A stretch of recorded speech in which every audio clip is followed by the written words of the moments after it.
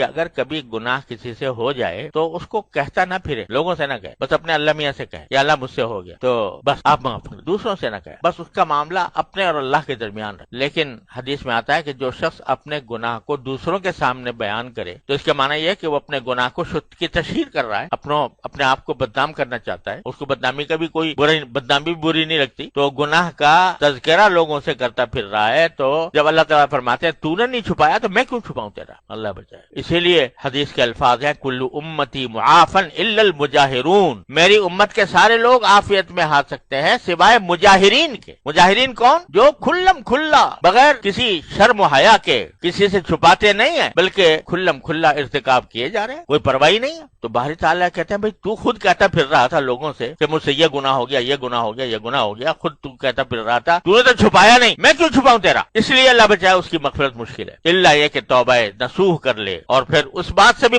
استغفار کرے کہ میں دوسروں سے کہتا پھرتا رہا۔ اگر کوئی گناہ ہو گیا اور گناہ ہو کر اس نے اپنے حد تک رکھا اس اور کسی کو کہا بھی نہیں لیکن اللہ تعالیٰ سے رجوع کر لیا، یا اللہ مجھ سے ہو گیا، اپنی رحمت سے مجھے معاف کر دیجیے، تو جب وہ خود چھپائے گا تو اللہ تعالیٰ بھی اس کی ستاری فرمائیں گے، دوسروں تک نہیں پہنچے دے۔ حضرت فاروق اعظم رضی اللہ تعالیٰ عنہ کے بارے میں نے سنا غالباً اپنے والد ماجد رحمۃ اللہ علیہ کہ ایک مرتبہ ان کے عہد خلافت میں ایک آدمی چور پکڑا گیا، لایا گیا حضرت فاروق اعظم کے پاس، تو کسی نے اس کی سفارش کرتے ہوئے کہا کہ حضرت اس نے پہلے یہ کام کیا ہے تو اب یہ شرمندہ بھی ہے اور نادم ہے، استغفار کرتا ہے، تو اس کو معاف کر دیجئے۔ تو حضرت فاروق اعظم نے فرمایا کہ نہیں، یہ پہلا کام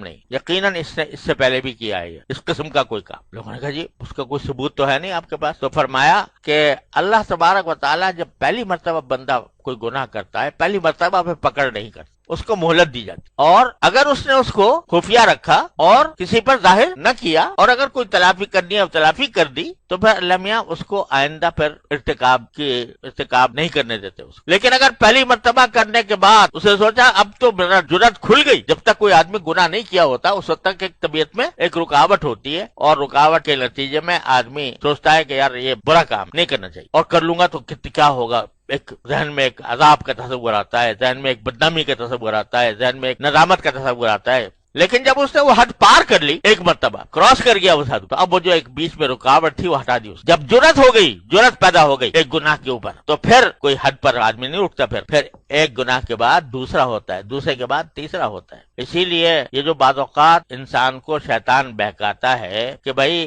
یہ گناہ ہے تو مگر ایک مرتبہ کر لے تیرا دل بھر جائے گا تو پھر دوبارہ توبہ کر کے پھر نہ کرنا، یہ شیطان بہکاتا ہے، اور بہت اس بہکابے میں آ جاتے ہیں کہ بھئی کر لو ایک مرتبہ دل ٹھنڈا ہو جائے گا پھر توبہ مانگ لیں گے، اللہ بچائے۔ یہ بھی پھر ہوتا یہ ہے کہ جب پہلا مرتبہ کر لیا تو وہ جو ایک آڑ تھی نا، وہ جو ایک دیوار تھی حیا کی، شرم کی، ندامت کی، گناہ کے تصور کی، وہ دیوار گرا دی، اب گناہ کے اوپر جرات پیدا ہو۔ بھئی ایک مرتبہ تو کیا تھا کچھ بھی نہیں ہوا، ایک مرتبہ کیا تھا کچھ بھی نہ ہوا، نہ کسی نے دیکھا، نہ کسی کو پتا چلا، نہ اللہ تعالیٰ کی طرف سے کوئی عذاب آیا، نہ مجھے کوئی پکڑ ہوئی، تو جب ایک مرتبہ کر لیا تو یار دوسری مرتبہ بھی کر لو، دیکھ لو، ایسا ہی کر لینا، پھر کر کے پھر دوبارہ توبہ کر لینا۔ اللہ بچائے جب یہ جرات پیدا ہو جاتی ہے تو بندہ کہاں سے کہاں پہنچ جاتا ہے، پھر وہ ایک سے دوسرا، دوسرے سے تیسرا، تیسرے سے چوتھا۔ اول تو یہ بیوقوفی حماقت کی انتہا ہے کہ آدمی یہ کہے کہ میں توبہ کر لوں گا، ارے تجھے کیا پتا کہ توبہ کا وقت ملے گا یا نہیں ملے گا، اور اگر وقت بھی ملا توفیق ہوگی کہ نہیں ہوگی توبہ کی۔ لہذا یہ بند توڑنا یہ بہت بڑی حماقت ہے، اس بند کو ہمیشہ اپنے سامنے ملحوظ رکھنا چاہیے، اور اگر کبھی ہو گیا تو پھر آدمی اس کو کہتا نہ پھرے لوگ